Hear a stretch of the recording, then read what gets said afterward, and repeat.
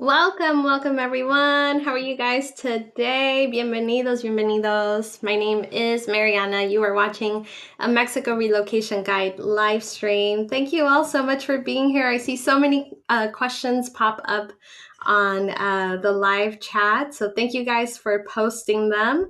If you're new around here and you have no idea what this is an Ask Me Anything About Mexico. And the purpose of these live streams is to try to give you as much information about living or moving to Mexico. And we have a lot of fun in these. There's a lot of information. I try to answer as many questions as possible within an hour. So without dragging this too much further, let's get right into it, because I know that you guys have a lot of questions. If you want to pop in and say hi, feel free. I would love that. As always, I love it when you guys say hi. It's a little late, but happy Valentine's Day. Feliz Día del Amor y la Amistad.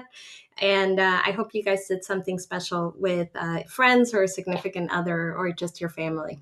So let's get right into it, because I see some questions here and we always end up running out of time. So Angie, thank you so much for being here. I see that you were the first one to post a question, so I'm going to go ahead and answer that right away. We're planning to spend a few months in Mexico beginning in June. Where can you find the best rates to exchange US dollars for pesos in Texas? And should you exchange some now in case the dollar crashes? I think this is an excellent question. I always recommend that it obviously depends on how much time you're going to be spending in Mexico, right? Or how soon you're going to be traveling, or there's some variances to this. But generally, I say that you should try to get some pesos before actually traveling to Mexico, if you can. If you can't, it's not the end of the world. It's not a big deal. You can get pesos at an ATM, whether you're traveling by air, then every international airport has ATM, so you can withdraw pesos if you have a card that allows you to withdraw from another ATM. A lot of people actually have a Charles Schwab account for this reason, because the Charles Schwab company doesn't charge international fees for you to withdraw from an ATM overseas. So, a lot of people use that and they never open a bank account in Mexico, and they just withdraw money from an ATM and they pay different things like rent and utilities and things like that. So it's really up to you. One thing that you do have to keep in mind is that ATMs in Mexico, specifically in larger cities, and really pretty much anywhere that it's around the 15th or the 30th of the month, the 1st, 15th or 16th of the month is payday. So when the quincena comes, or the 15-day payday, ATMs tend to run out of money, because a lot of people withdraw cash to pay for things like their rent, utilities, schools, tuition, things like that. So you can expect for those days to have either really long lines at ATMs, or for there to not be a lot of money at those ATMs. Of course, international airports probably won't have that problem, but just something to have or keep in mind if you're going to be living in Mexico. So yeah, those are my advices. For finding out the best exchange rate, you can use something like xe.com, or you can use wise.com. And I think that's your next question is, do I have an opinion on Wise? Yes, absolutely. I love wise.com. They have a really handy app. They have a really handy debit card that you can put money from US dollar or US or Canadian bank account, and then fund it with Mexican pesos, and then you can use that in Mexico as a Mexican peso debit card, which I think is very, very neat. I don't personally have one of those, but I know a lot of people that do, and they really like that function. I have personally used Wise. I use it for a lot of things. We pay the person that helps us edit a lot of our videos, we pay them with Wise. When we used to do for different things, like a lot of different people that we've hired along the way, we pay them through Wise. And I think it's great. It's, in my opinion, one of the lowest fees to send international transfers. It just depends on the amount of the transfer, because they do take a small commission based on the amount. Other people really like Remitly. And I think with Remitly, one of the benefits is that you can basically send it to any one of their partners, like an OXXO or specific banks, Coppel, different retailers that have a relationship with Remitly. It's kind of like Western Union, where you can pick it up at a store and then they take a small commission off of it. So It depends on you. There's also wire transfers, although those are pretty expensive. But if you're transferring a large sum of money, then maybe, that may be the best option because they're usually a flat fee. So as opposed to Wise, where it's usually a percentage of the total amount. If you're sending, $5,000, $10,000 and you have to pay $35, it might be in your best interest to do a wire transfer instead of paying a percentage of the 5,000 or the 10,000 or so on and so forth. So I hope that answers your question. Thanks for being here. Dominique, love your name. I'm planning to get a 1-year temporary residency. What's the process when I arrive at the Cancun airport? I will also have my dogs with me. So the very first thing that you are going to do is before you get your dogs, because dogs are in a different section, usually with the baggage claim area. And the first thing that you're going to do is you're going to show up, right? Depending on where your passport is from, assuming it's from one of the countries that doesn't require a visa before arriving in Mexico, like Canada, the United States, Japan, any country in the Schengen area, the UK. There's a couple of more, but these are like the most popular places that people watch this channel for. Then you don't need a visa beforehand. You get your visa once you arrive at the airport. If you're doing your canje, which it sounds like that's what you're doing, assuming that you come with a passport that has the pre-approval stamp of a Mexican consulate, wherever you process your Mexican consulate, then that process is called canje, finishing that second part of the process in Mexico. And assuming that you're doing your canje, it's very important that you make sure that the immigration agent actually marks you in as canje. They stamp your passport, they write canje on it, they write 30 days. So you have to make sure that that is done. If you're driving, then it doesn't say here whether, oh yeah, Cancun Airport. So yeah, basically you will get a stamp on your passport. Very important, there are some kiosks, some new self-service kiosks that are meant for, international tourists and nationals, right? But they're meant for really anybody, but their system isn't configured perfectly. And what's happening is a lot of people who are coming in as residents are coming in through these self-service kiosks, and it's marking them as a tourist. And that's an issue, because if you get marked as a tourist, you are basically giving up your residency, and you don't want that to happen. It can be fixed, but it's just a mess. So don't go through the self-service kiosk. Make sure you actually go with a person, an actual physical human being, to mark you in, and they will give you that. And they'll also tell you to scan a QR code, which sends you to a website where you're supposed to download your digital FMM. Important thing about your digital FMM too, for anybody who is traveling to Mexico and planning on spending more than 60 days as a tourist, really anybody, but if you're planning to spend more than 60 days especially, you only have 60 days to download and print that FMM.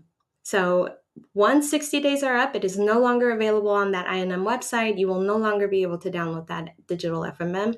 Why? Don't ask me. I'm sure it's because they're trying to clear up space, because they do have everything loaded on there.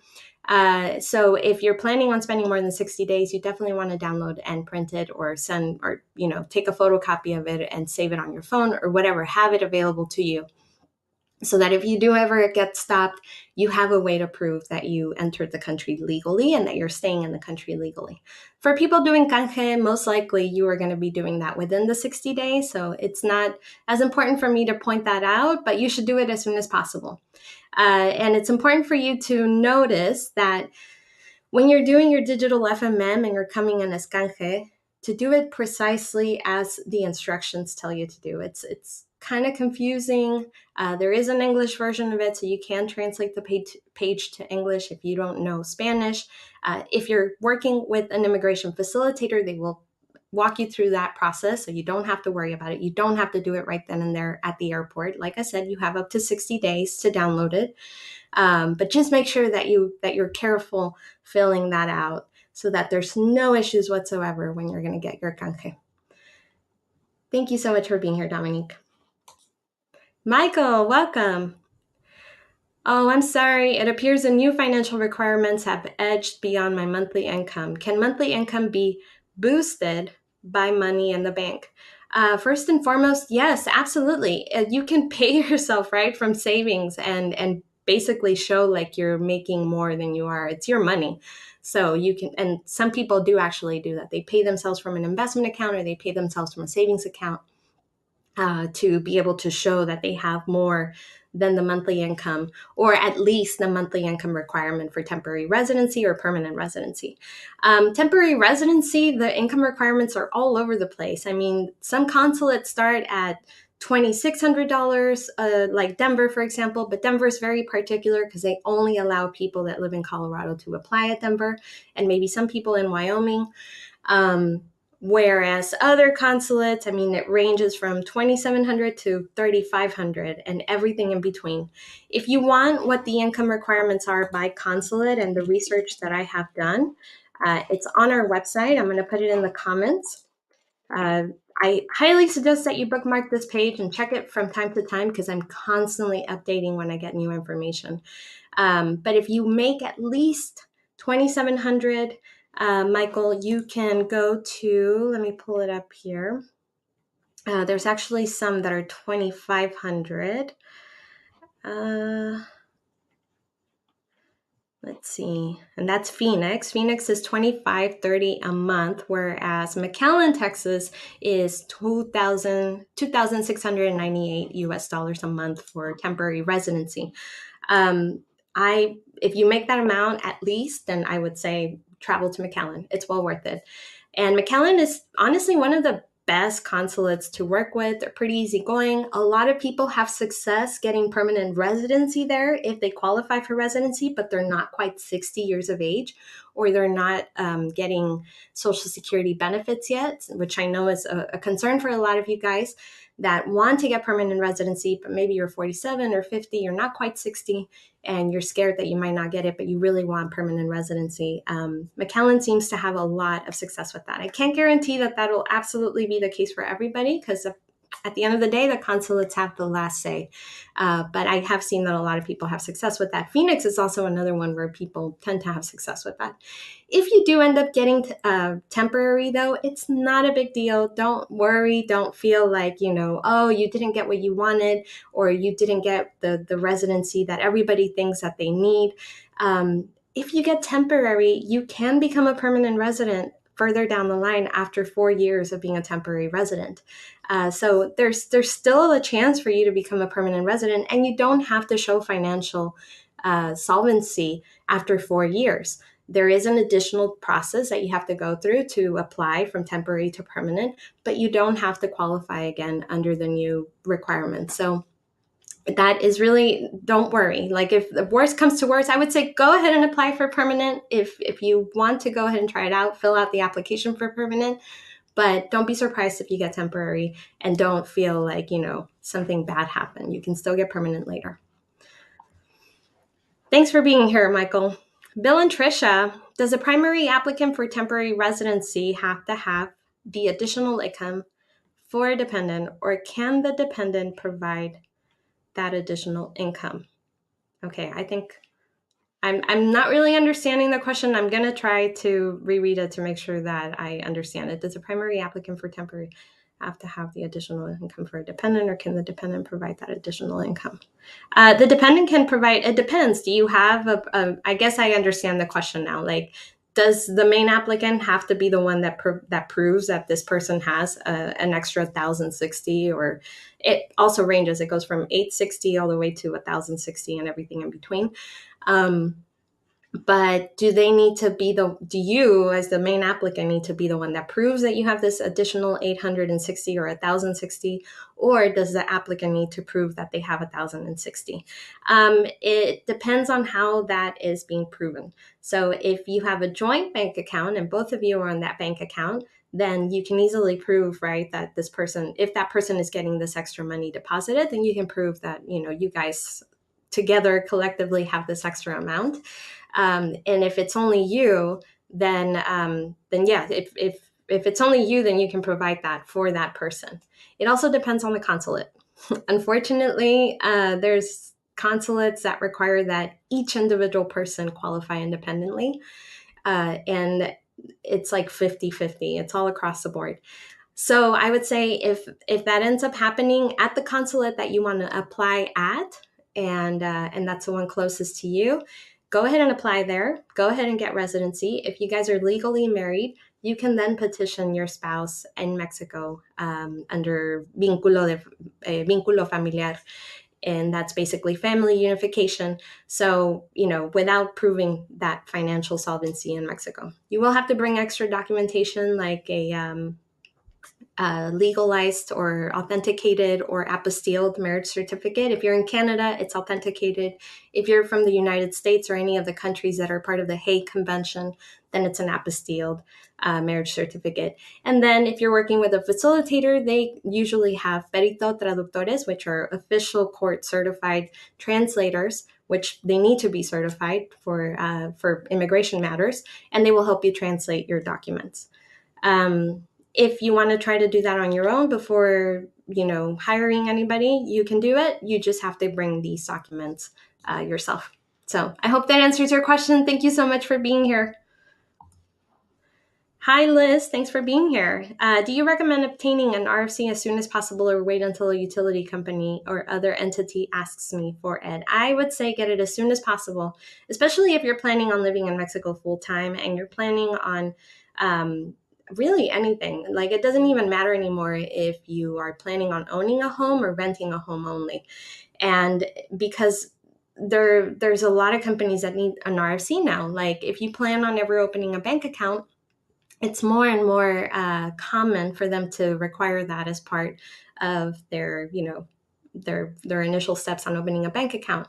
It's also needed a lot for like large purchases, sometimes even at different OXXOs if you're going to be, topping off like a certain card or you're going to be sending money to somebody.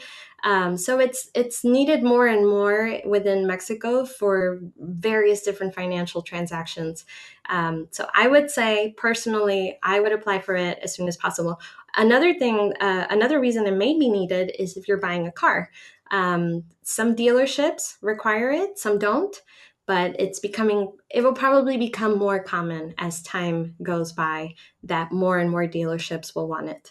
So I would say try to get it as soon as possible. And if you need a recommendation, we do have a directory of recommendations in our online guide that can help you get your RFC or your RFC, which is basically an alphanumeric number. For those of you guys who are wondering what in the world that is, it's an alphanumeric number that the SAT, or basically the equivalent of the IRS in the United States and Mexico, it's essentially like a financial number that is used for financial transactions, and it's the only way that the SAT can then see, if that company that you made a large purchase with, or if when you sold a home, or if the utility company that is giving you utilities, if they're paying taxes correctly. So it's really meant for the larger companies who are requiring this RFC for you. But eventually, if you're planning on selling a home or something like that, and you want to avoid the capital gains because you're going to be doing deductions and a bunch of different strategies that people use to avoid capital gains, then that is how the government can see whether, you actually are doing that correctly and what your tax obligation is. So I hope that helps. Thanks for being here. Mail in Mexico. My understanding is that it is only available in Mexico City and that is neither safe nor reliable. No, Correos de Mexico is available. The mail system in Mexico, like the actual mail system in Mexico, is called Correos de Mexico, and it's available nationwide. It's not very reliable, although it doesn't mean that it's bad. It just means that it's probably not as fast as like DHL, Estafeta, and a bunch of other different FedEx, a bunch of other different companies that are internal or, national to Mexico.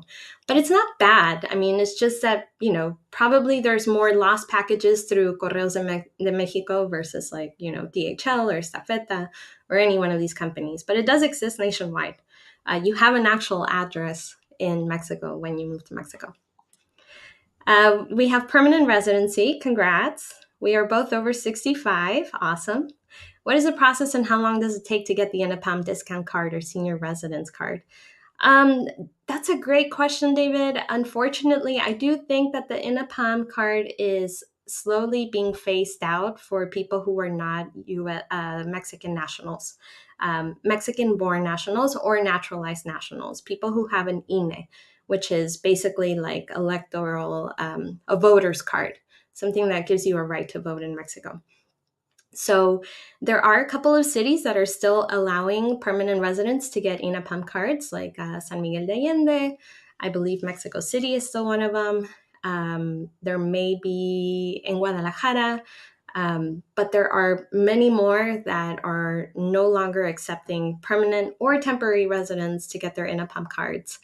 So, and really, I understand it's a social program. It's meant for elderly people in Mexico that it's meant for people in Mexico that have reached an elderly age, assuming that people in their elder years are no longer able to have the income that they did right when in their active working years. So it's a way to, the government subsidizes a lot of things like medications, legal services, your property taxes, your water bill, things like this, to give elderlies in Mexico a chance, right, at being able to pay these things. So personally, and I will say this to all and take it with a grain of salt, I think these social programs should be left to the Mexican people. They are available, and if you can, right, apply for them. I know that you're going to say, like, why not? But if you have the means to not apply for something like this, I would say don't. Because a social program that you are using or taking from the government could potentially cut a budget in the future for people who actually need it. And I feel the exact same way about the IMSS or the EAMS. Or INSABI, sorry, not the EAMS, the INSABI. INSABI is the free healthcare social medical program throughout Mexico that President AMLO put in place when he first came into office. And it is free, but I would also say that it's meant for really impoverished people. So just because you do have access to it and it is available to you doesn't mean that you should get it. If that is the only option that you have, absolutely. Better that than nothing. But I will say that if you have the means to seek private medical care, try that first, because you may be denying somebody else medical services. And I feel the same way about the INAPAM. So thanks for asking, David. I hope that helps. ¿Qué onda, Ismael? ¿Cómo estás? Muchos saludos a Eastville, California. Qué bien que nos acompañas. Gracias por estar aquí. Hello from Tampa. Thank you so much for being here. My wife was born in Mexico, but became a US citizen 10 years ago. So was I. So did I. Does she have dual citizenship? Yes. She will never lose her Mexican citizenship. She does have to go to a Mexican consulate, bring her birth certificate, and she can get a Mexican passport. But the United States totally allows for you to have dual citizenship. I have a Mexican passport and I have a United States passport. So yes, she absolutely has it. I want to become a Mexican citizen. Is it easier if my wife makes me one or my dad, who was born in Zacatecas? You can do it either with your wife or your dad. Through your dad, it may be easier with whatever proof you have. So if your dad has your birth certificate that you were born in Zacatecas, and you can prove this information, right? It could be easier because you're the born child of a Mexican national. But if your marriage certificate is something that is more available to you and you can present this to the authorities, and it may be easier through your wife. So it depends on which document you have available to you soonest and how your dad was born. I just know from personal experience, I don't know how old you are, but just from personal experience, when my dad was born, he was born in the 60s, they were doing birth certificates a little bit different back then, and it was very hard when he became a US resident for him to prove that he was born in a hospital or that he was registered in a specific city. And I don't know exactly what the case is for your dad, but for my dad, it was very hard for him to find his birth certificate. So anyway, I hope this helps. Thank you for being here, Ismael. Will my Canadian car insurance be valid in Mexico? No, I'm sorry, Norma. Driving in Mexico, you will have to get Mexican at least liability insurance. And in our online guide, we do have a variety of different recommendations. I know that there's a lot of them across the board that people use, especially right in like the foreigner community living in Mexico. But there are specific minimum amounts that you need to have, and it does need to be Mexican coverage insurance, which your Canadian car insurance will not be valid in Mexico. Sorry. This is a great question. Thanks very much for being here, Carolyn. Are the income requirements an average? Some months I make more than enough, other months I don't. My average is enough. Typically, it is not an average. Generally, it is a month by month. They want to see that you hold at least a minimum balance or the minimum that they require balance month over month. Some consulates want 6 months prior, some consulates want 12 months prior, even for temporary based on income. And sometimes they want, more than that. They want a letter from your employer. They want pay stubs. It just depends on the consulate.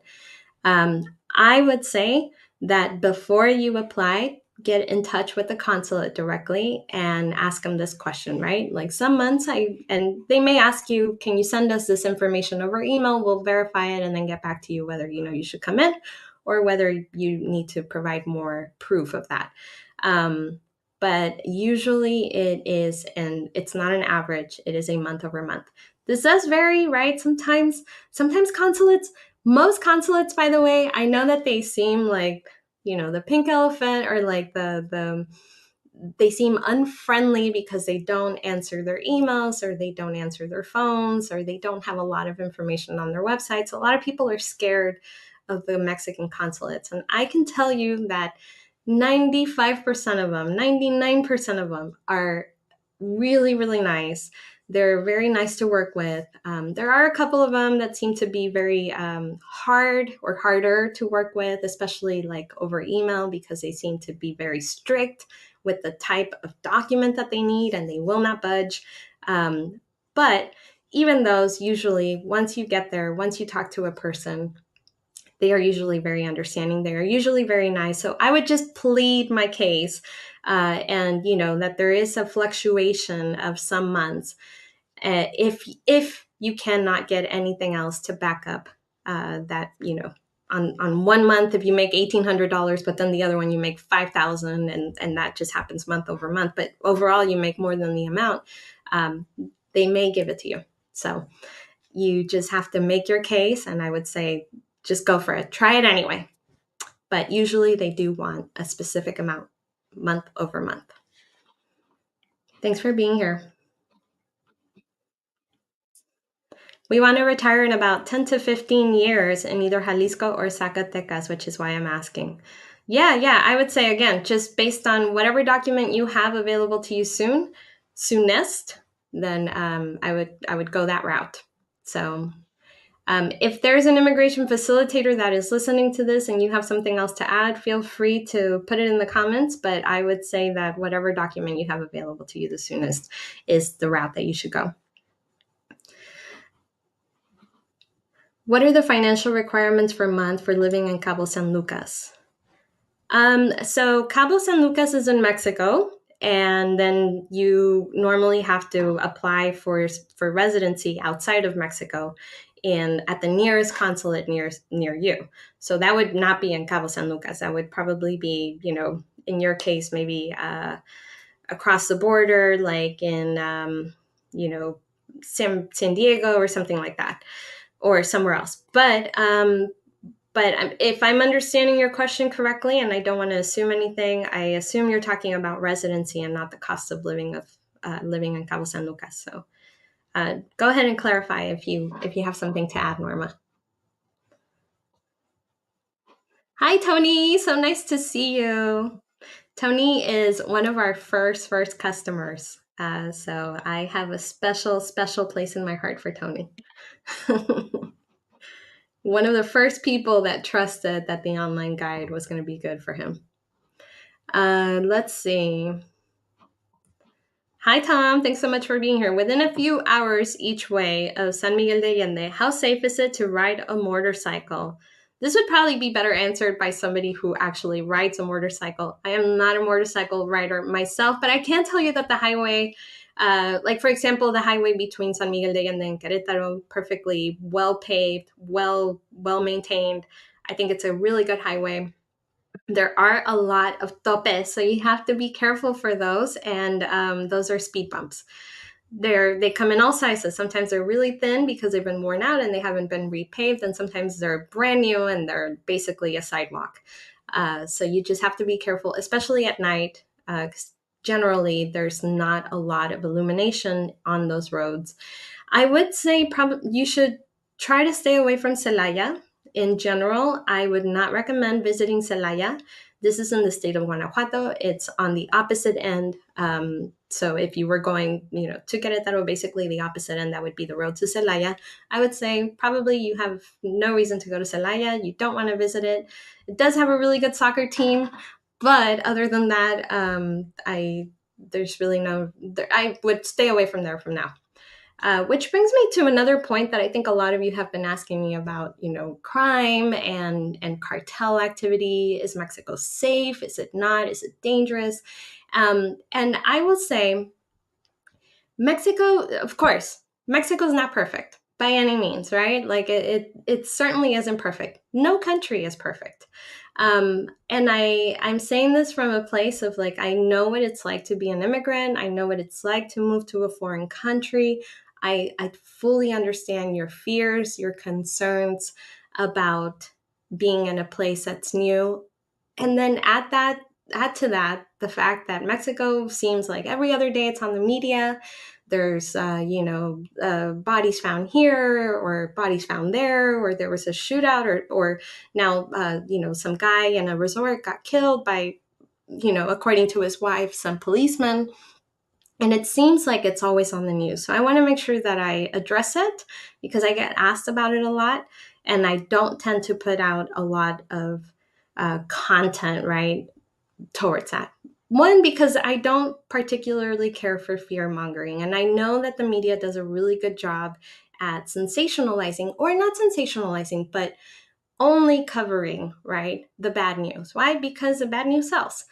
You will never hear about somebody's uneventful day.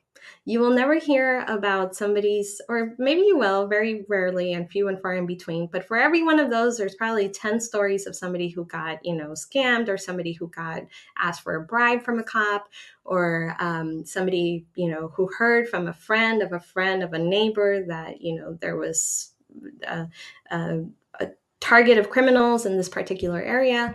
So you have to remember that for every 10 of those or for every one of those stories, there are 100 people who had an uneventful day. And Mexico is just as dangerous as any other country. Whenever there is a mass shooting in the United States or in any other part of the world, wherever it happens, yes, it happens. It's very unfortunate. It's very sad. There's really no excuse for it. But usually people aren't in a hurry to move out of that city or not visit that grocery store anymore or not go to that mall anymore. And I would say it seems for me, it's personally the same way in Mexico. Do you have to live in fear? No. Should you take precautions? Yes, absolutely. There's definitely certain areas that I wouldn't visit. Celaya is one of them. Uruapan in Michoacan is another one. Definitely for you that you're thinking about retiring in Zacatecas, there's parts of Zacatecas that I would never go to. And there's even parts of Tijuana that I would probably never go to. That doesn't mean that the other cities are 100% safe and nothing ever happens there. That's not what I'm saying. So that doesn't mean that you get like a free pass and wherever you live, you can just not worry about being a target, being inebriated, or making yourself a target by doing something silly like that, leaving your things and not watching them or whatever, right? But I will say that you are not the cartel's target, because you probably will be asked by your family members, why you're moving to Mexico, and are you crazy, and you're going to get killed, and whatever other things that you might get asked by your family members. So I want to give you some peace of mind that even though, yes, unfortunately, these events do happen, there is cartel activity in Mexico. And by the way, the cartel is everywhere. It's not only in specific areas. Cartels live everywhere, okay? They also live in the United States, and some even live in Canada. But they're everywhere in Mexico. So there's not a specific area that I would say, like, you're going to live here and it's going to be 100% crime free. I will say that you don't have to live in fear. Most people live a perfectly normal life, and I will just leave it at that. So if you have any questions about that, feel free to comment down below. But I needed to address that because I get asked about it a lot. So I feel like it's time to cover that. Okay, let's get back to the questions. Great question, Dina. Thanks so much for being here. And for you guys that are saying hi, hello, welcome. Thank you so much for being here, Sylvia. Thank you so much for being here, Harold. Love that you guys are here. All right, back to Dina. When people get temporary residency but cannot move to Mexico within a couple of years, how does it work for renewals? Great question. You have to be in Mexico for your renewal, but you don't have to be living in Mexico for you to renew. So let me repeat that. You have to physically be in Mexico to renew, but you don't have to stay indefinitely for you to remain a resident, whether you're a permanent or whether you're a temporary resident. As the law is written right now, there's nothing in the law that says that you have to live in Mexico for a specific amount of time or an undetermined amount of time for you to remain a resident. That applies if you're trying to get citizenship later. For citizenship, yes, you will have to live in Mexico for a specific amount of time, for 2 years at least, for you to be able to then apply for citizenship. But most of you are probably going to either become a temporary and then a permanent, or permanent and then you probably will never get citizenship. So you will have to, when you renew, you will have to physically be in Mexico, and you can renew up to 30 days before your expiration.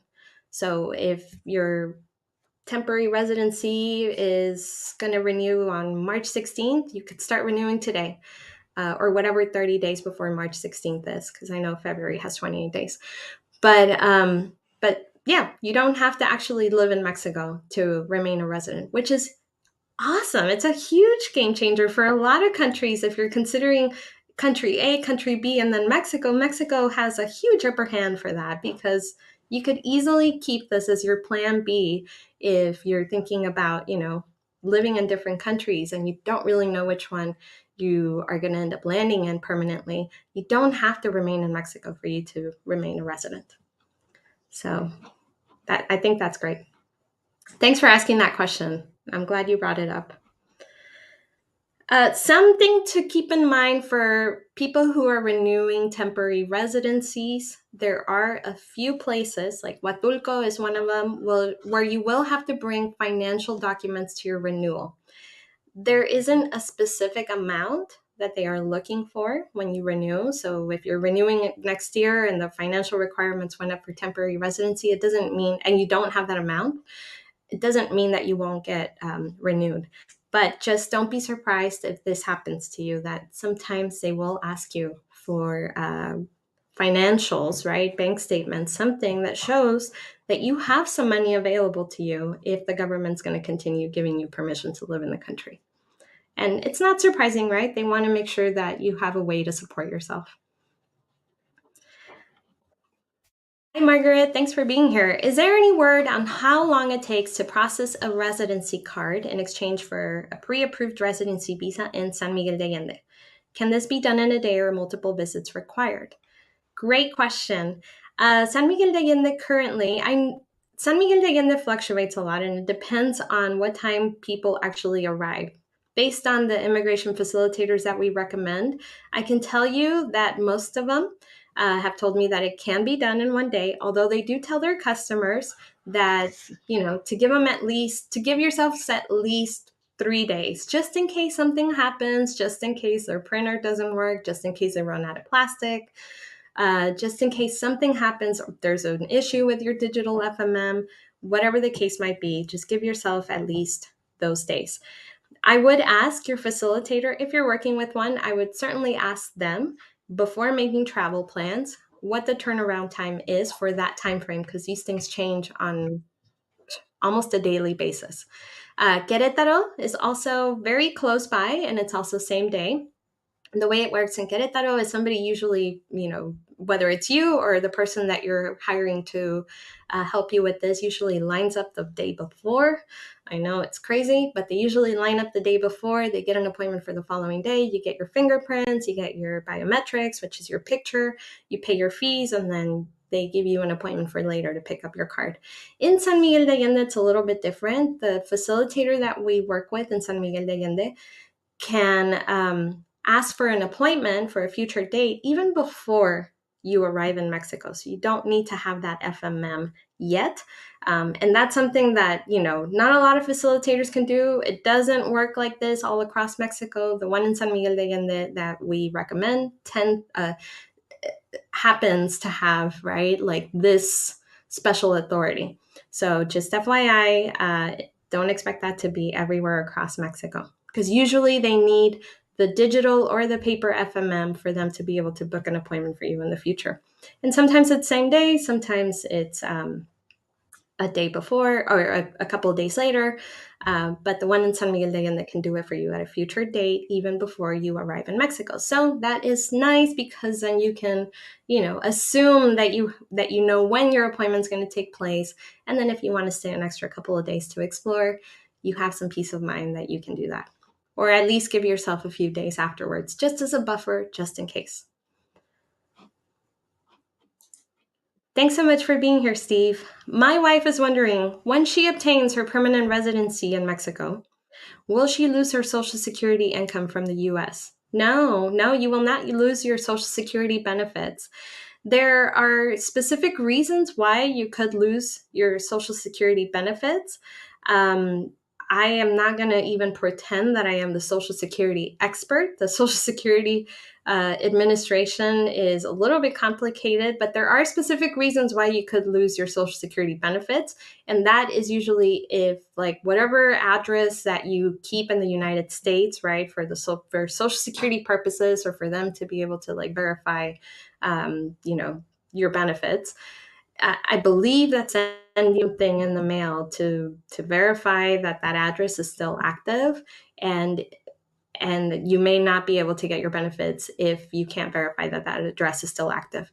Does this apply everywhere or for everyone? No, I don't believe so. There's plenty of people who don't have any ties to the United States. They don't have an address in the United States. They live in Mexico with no family member, or maybe they have family member and they don't speak to them anymore. And they don't receive any of their correspondence, and they have their Social Security benefits, no problem at all. In fact, you can get your Social Security benefits deposited into a bank account in Mexico if you had a bank account in Mexico. So no, you will not lose it. To make a really long answer short, she will not lose it, but I would make sure that she understands what could potentially have her lose her benefits. And she would need to talk to the Social Security Administration for that. Thank you for being here, Steve. Gracias, Brenda, por estar aquí. Kat, thank you so much for being here. Hello from Chicago Burbs. Love it. Oh, nice. Bienvenido to your first live stream. If my parents are Mexican citizens and I become a Mexican citizen, we're considering, can I become a Mexican citizen? I was born in Chicago. Yes, you can become a Mexican citizen. We're considering relocating to Querétaro. Yeah, absolutely. Querétaro is great. Are your parents living there? Do you have family members there? Have you been there? I think Querétaro is great. It's got a really nice mixture, I feel now, of foreigners who are young, old, and everything in between. So yeah, I think it's a great city. Personally, one of my favorites. It has really great weather. I have a lot of family that lives there, so it also has a special place for me. And I also have a lot of friends that live there now, because a lot of the people that we recommend have become really good friends of mine. So I have an overdue visit to Querétaro, and it's one of my absolute favorite places. So congrats! Yeah, you can get citizenship. Which city where you provide residency assistance would you recommend for the quickest canje? Mexico City, hands down. Hands down. But there are a lot of them where you can get the same day canje. In fact, most, I would say, most cities nowadays can do it the same day. So Puerto Vallarta now has printers on site where they can do it the same day. Nuevo Vallarta has the ability for you to do it the same day. Nuevo Vallarta is actually one of those offices where you can get an appointment ahead of time before traveling to Mexico. So if you have future plans, you want to be able to like maybe plan your trip a little better. We do have a facilitator that can help you get an appointment ahead of time. Los Cabos is also another place where you can get your appointment the same day. We have an excellent recommendation there. She works magic. And a lot of cities. Mexico City is a great one. We have a few recommendations there. Huatulco is a really good one. La Paz, I believe, is still same day. I haven't talked to that facilitator in about a month, so actually take that back on La Paz. But yeah, there's a lot of them. Puebla, Aguascalientes, Mazatlan, same day. So yeah, there's a lot of cities. It just depends on where. Playa del Carmen, no. Cancun, yes. And anyway, there's a lot of cities. So I think it just depends on when you're actually going to be doing your canje, because this can change tomorrow. So ask that question to the facilitator that you work with on the day that you actually plan on doing your canje. Thanks, Tom. So glad you're here. Thank you all for being here. Thank you all so much for being here. I hope this is helpful to all of you. Is it possible / necessary to get a Mexican bank account in addition to our US accounts if we move to Mexico? It is possible, absolutely. It is usually, you will usually need to be a resident in Mexico. I know banks like Intercam, along with a few others, will open bank accounts for people who are not residents. And usually in cities like, aside from Intercam, like Puerto Vallarta or Merida, Los Cabos, there are some banks that will open up a bank account for you if you're not a resident. But most of them will want you to be at least a temporary resident. Some may even want you to be a permanent resident. So yes, it is absolutely possible. Is it necessary? That's up to you. I think it's personally necessary, especially if you don't want to be going to the ATM to be withdrawing large sums of cash to pay your rent. And also if your landlord accepts, transfers like bank transfers. A lot of landlords in Mexico tend to prefer cash. And my hunch is that, one, they get charged a fee if you send a transfer to them, right? So like if you were to use Wise to send them money from your US bank account to their Mexican bank account, they usually pay a fee. It depends on how you set it up, but they usually pay a fee when they receive the money. Their bank charges them a commission or a fee, an administrative fee, aside from what Wise charged you.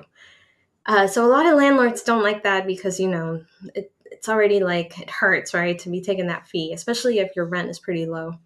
And my other hunch is that, it's also a way for them to not pay taxes on that. So that's just a reality. But yeah, I think it's necessary, especially if you want to be making, purchases like buying furniture, doing anything really that where you could pay with a card, and it would be so much easier than you carrying large sums of cash. Or it would be easier if you don't have something like a Charles Schwab account where you won't get charged an international transaction fee if you were to use that credit card to buy things like clothes, groceries, whatever. Also, if you go to certain grocery stores, they will have like point systems and reward systems, and those are usually available to people that have like a Mexican card. So it depends on the grocery store, but there are a bunch of other benefits. And I'm probably not saying them all right now because I don't do really good at thinking quickly on my feet, but I can think of them later. And I would say it's really up to you. A lot of people get by without ever having a Mexican bank account. I mean, I know many people who have lived in Mexico for 10 plus years, never had a bank account, used only, their US bank account, maybe recently changed over to something like Charles Schwab, or similar that doesn't charge them an international transaction fee, and they use that for everything. They withdraw money from ATMs and, works out for them. So just for you, depending on your lifestyle. Do you have to have a Mexican address to apply for residency? Some consulates will ask you for your address in Mexico. In fact, most of them will ask you for an address in Mexico. You can give them an Airbnb address or a hotel address where you're planning to stay, or some consulates will even accept just like a general city. So, just a city, state, and that is sometimes sufficient for them. It's very rare that I've ever heard that a consulate requires proof, right, of address of the place that you plan to be staying at permanently in Mexico. But some consulates will try to, I don't know if it's trick you, or maybe they just don't know, or maybe they're trying to see what your reaction is, or how you answer this. But some may ask you, like, where are you planning to live when you move to Mexico? And some people may say, like, well, I'm planning to land here and then go here and there, and they might say something like, well, you can't get residency if you don't have a permanent place to stay. And that's actually not true. It's not true. Some consulates will say that you have to live in Mexico more than 60 days for you to remain a resident, and that's absolutely not true. My best advice, don't argue with them. Tell them what they want to hear, right? So if they say something like, you need to be there more than 60 days to remain a resident, just say, like, I plan to be there more than 60 days. Even if you don't, because that's not actually the law. Sometimes they make things up. And I think it's just, they're trying their best to maybe give information, and sometimes they're just saying the wrong stuff. So I would say my best advice, don't argue with them. At the end of the day, arguing is never going to do you any good. If you start arguing with the consulate, they do hold the last call, and they could end up denying you and not give you a reason. So just tell them what they want to hear. Be very nice, polite, smile. Smiles go a long way, even if they don't smile back at you. And don't be nervous. Like, don't be nervous. Just give it a shot. Go. Most people don't even get interviewed. Most people never get asked these questions. But if you are one of those people that does, and they end up telling you, like, oh, you have to live there more than 60 days or 180 days or whatever, it's not true. So don't worry. Just don't argue. Say, okay, yeah, I plan to be there more than that time, and go on your merry way.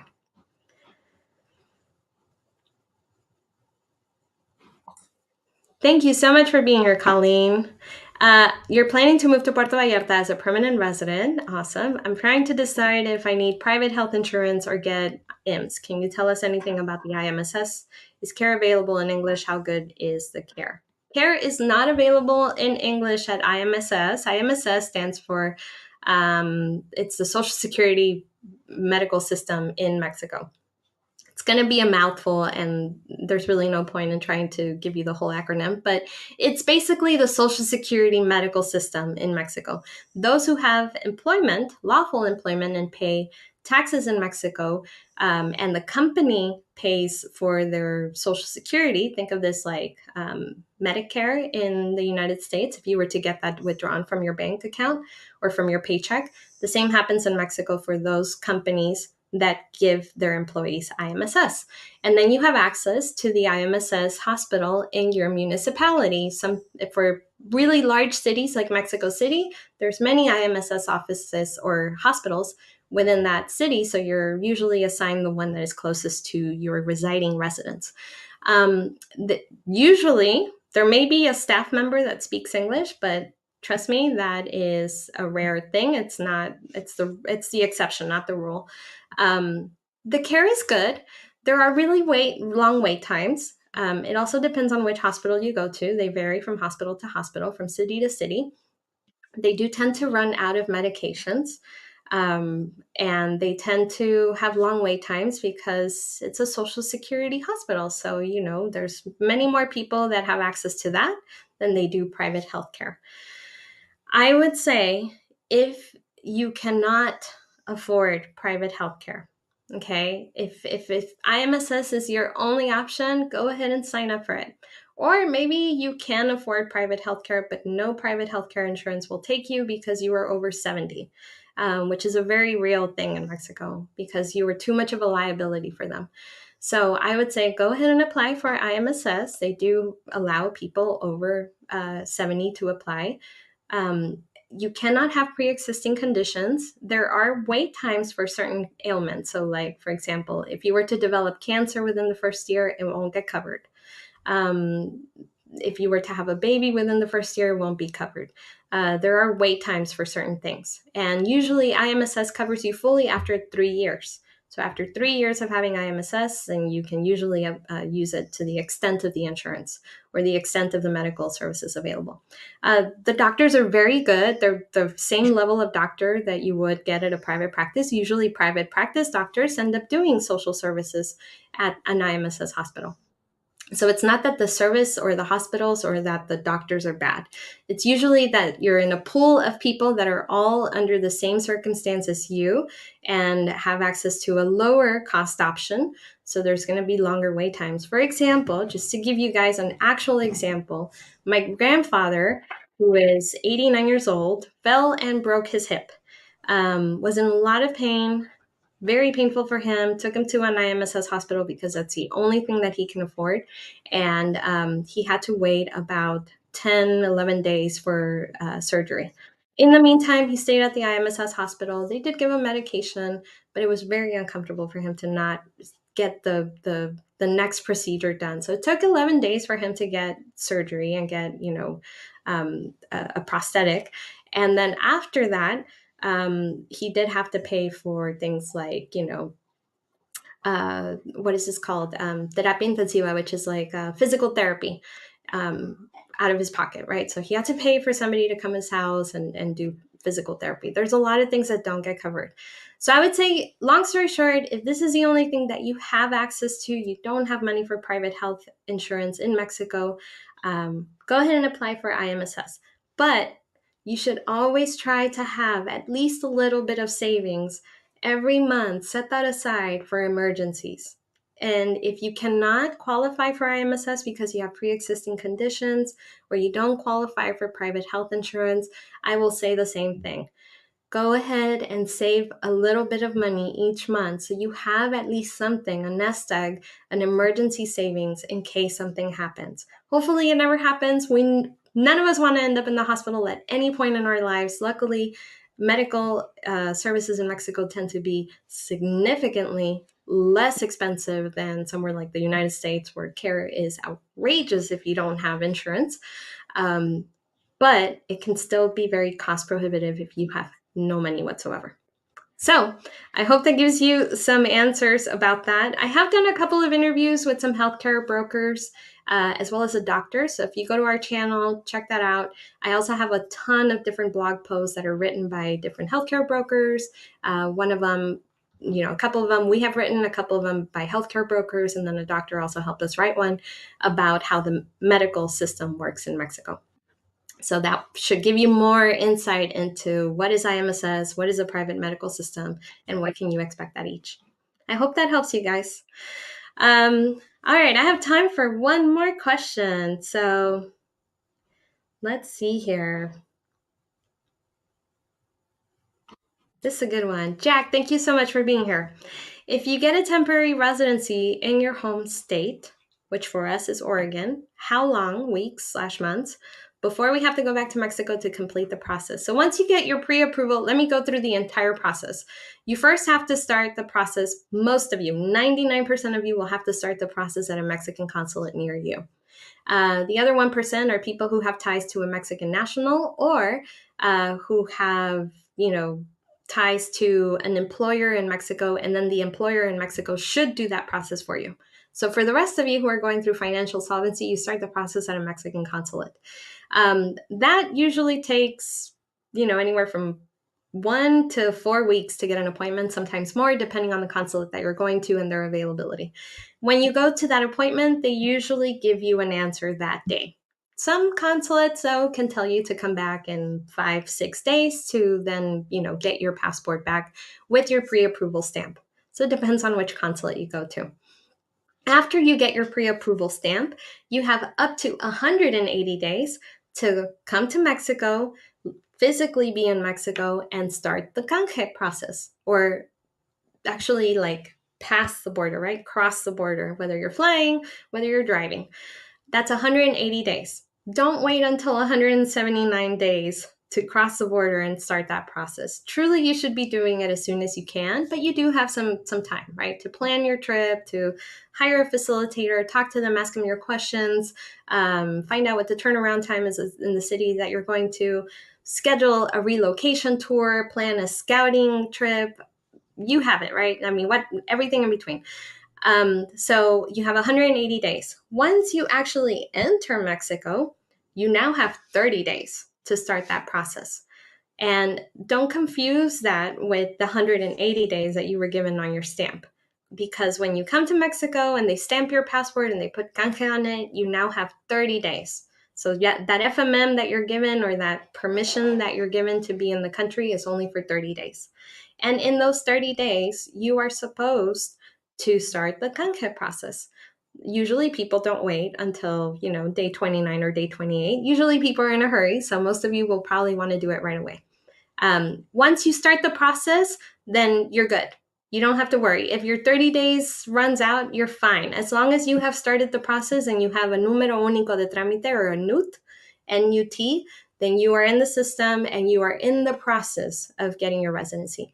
Once you are in the process, you cannot leave Mexico without permission from the Mexican authorities. If you do, you end up foregoing your residency and you have to start all over again. So very important for people who are thinking like, well, I'll just come on vacation, and then the next time I come to Mexico, I'll do my canje. You can't do it that way. The next time you come to Mexico, you have to do your canje. So for those of you that are driving across the border, it is very important. Please tune in. Please listen. If you are driving, nobody is going to ask you to go to the immigration office and get your FMM. It is up to you to do it. So a lot of people make the mistake that they drive across and they drive all the way to Mexico City, or they drive all the way to Huatulco on the opposite end of the border, and they never got an FMM. So please don't make that mistake. When you stop at the border, when you drive across, you will have to stop yourself, go to the immigration office. The authorities are just going to flag you in and tell you to come in. Sometimes they'll ask you they'll ask you to press a button. And if it's red, they might ask to search your car, but usually they will just flag you in. So it's very important that you just don't follow their flag and that you go to the immigration office, INM. You will have to get your FMM there. It's usually a paper FMM. You will have to bring that to INM, which is the Immigration Authority in Mexico, and that is a paper that you need to do your canje, which is the second part of your residency process. So that is it for me. That's my time today. I hope this has been helpful. I know there was way more questions than there was time, and I'm sorry. I really do hope that this is helpful to you guys, and that we'll continue doing these so that you guys can get more out of these in the future.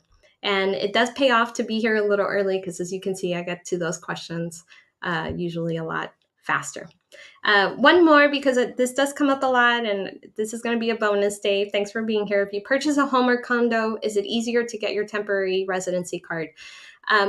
No. There are consulates that post on their websites that say if you have property in Mexico valued at more than 50,000 days minimum wage in Mexico, you can get temporary residency.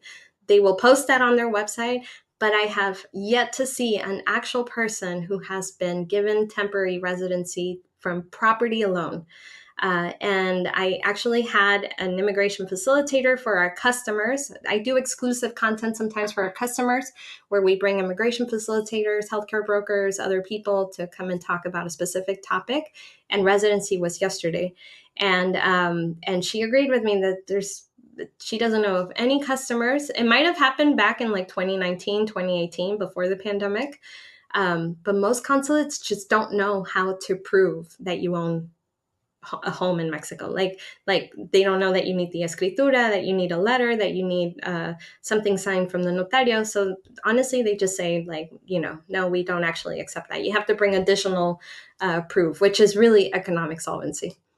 So thank you so much, everybody, for being here. I hope that this has been helpful, and I will see you guys very soon on the next live stream. I'm going to try to schedule it for next week, or possibly the week after that. By the way, Monday is my birthday. So if you guys want to drop me a line and tell me happy birthday, I will appreciate it. Thank you all so much for being here. Hasta luego.